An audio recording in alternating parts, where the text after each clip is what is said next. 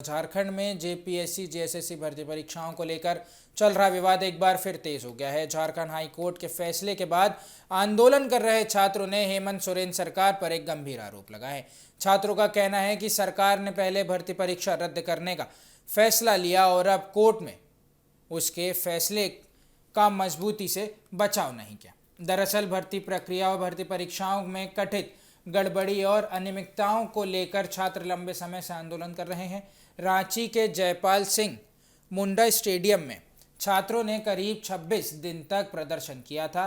इसी के बाद सरकार ने 22 भर्ती परीक्षाओं को रद्द करने का फैसला लिया था। सरकार के इस फैसले के बाद छात्र ने अपना आंदोलन 2 महीने के लिए स्थगित कर दिया था, लेकिन अब मामला फिर पलट गया।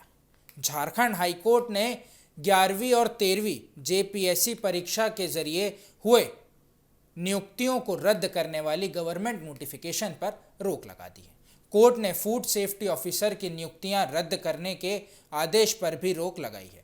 कोर्ट ने राज्य सरकार से इस मामले में जवाब मांगा है और अगली सुनवाई के लिए 15 सितंबर की तारीख तय की है। यानी फिलहाल नियुक्तियां रद्द करने के गवर्नमेंट ऑर्डर्स पर रोक है और आगे का फोकस और आगे का फैसला अगली सुनवाई में सामने आएगा।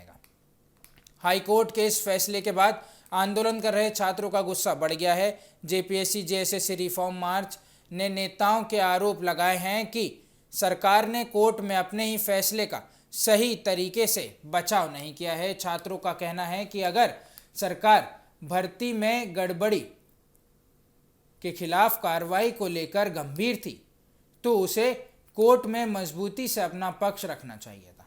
छात्र नेता कुणाल प्रताप सिंह ने आरोप लगाया है कि गवर्नमेंट की तरफ से इस मामले में कोई सीनियर लॉ एंड ऑफिसर प्रभावी तरीके से पेश नहीं हुआ। वहीं आंदोलनकारी नेताओं का कहना है कि उन्हें भरोसा था कि सरकार भर्ती परीक्षा में हुई कथित अनियमितताओं के खिलाफ सख्त और सख्त कार्रवाई करेगी, लेकिन अब उन्हें लगता है कि उनके साथ धोखा हुआ है।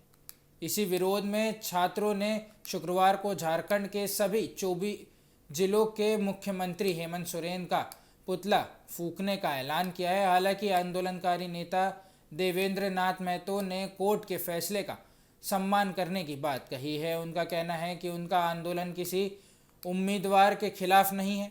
उनकी लड़ाई भर्ती प्रक्रिया में कथित भ्रष्टाचार, अनियमितताओं और सिस्टम की कमियों के खिलाफ है।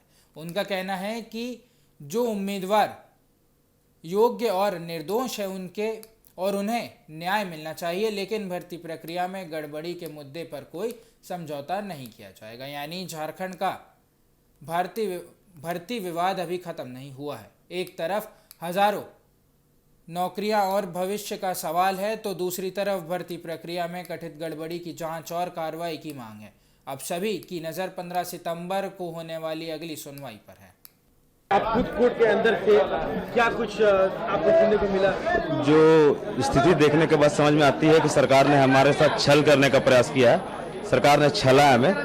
कोर्ट में सरकार के तरफ से महाधिवक्ता पेश नहीं हुए। संजय पीपरवाल साहब थे, वो बैठे हुए थे। जब जज साहब के बोलने के बाद खड़े हुए और सिर्फ मुस्कुराए, इतना ही पक्ष रखा है उन्होंने छात्रों की ओर से। तो यह मंशा साफ साफ दर्शाती है कि छात्रों के साथ छल किया गया है, धोखा किया गया है।